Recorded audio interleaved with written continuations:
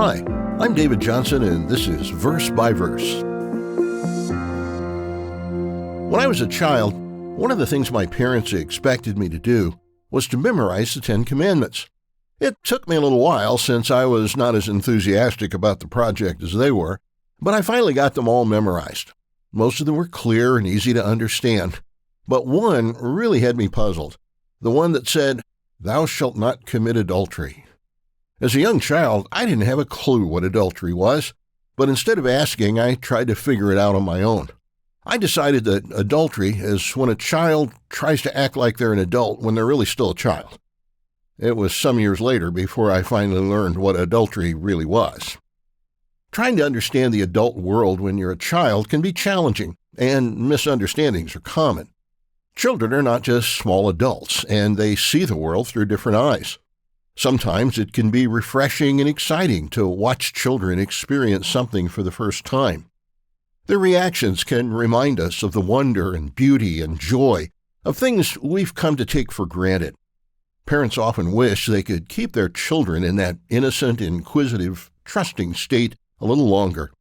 After all, wouldn't it be great if no child ever had to learn what the heartbreak of adultery really is? But the process of maturing and coming to view the world through adult eyes is a necessity for all of us. While there's nothing wrong with a child perceiving the world through a child's eyes, adults with all the responsibilities of adulthood need to see life in a more mature way.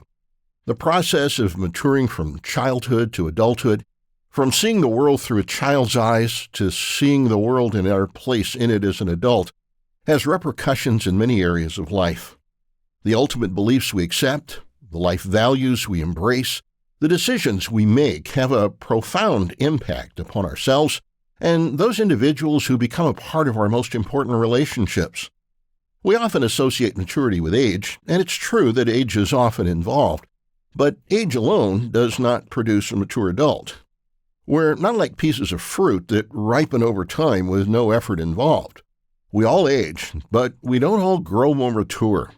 Professional counselors often deal with emotional immaturity, which they recognize by certain behaviors and attitudes: lack of emotional control, blaming others, name-calling, poor impulse control, the need to be the center of attention, disrespect for rules, bullying, the inability to acknowledge and learn from our own mistakes. That kind of immaturity will automatically have a negative impact on every relationship in life. And recognizing those characteristics may tempt us to wonder whether some of those traits are affecting people we know. But for the person who's concerned about his or her relationships with God and with family and friends, we need to seriously consider our own level of maturity. Scripture's not silent on this subject, with many passages urging the believer to consciously focus on continuous growth. In addition to several passages where those who claim to be Christians are admonished and prodded for their failure to seriously put forth the effort to grow in their knowledge and behavior, the Apostle Paul clearly pointed out one of the important steps in becoming a mature believer. In 1 Corinthians 13, verse 11, he wrote, "When I was a child, I spoke as a child, I understood as a child, I thought as a child.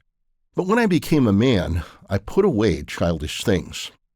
Paul does not criticize a child's immature approach to life. We expect that in a child, and we patiently give them time to grow in their mental and emotional maturity. But as we grow toward adulthood, we must recognize that some aspects of childhood, the childish things, must be left behind in order to take on the more responsible role of an adult.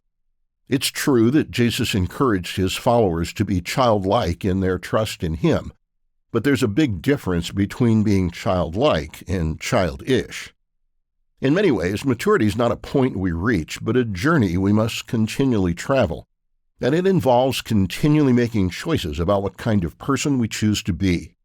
In any journey, real or metaphoric, we must leave behind the place where we are in order to arrive at a new and better destination.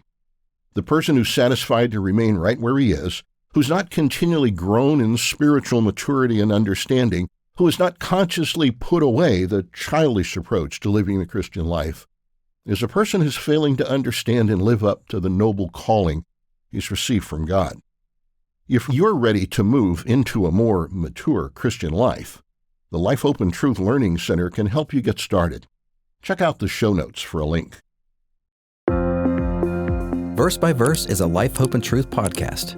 Check out the show notes to find more free content like videos, articles, and booklets in our Learning Center.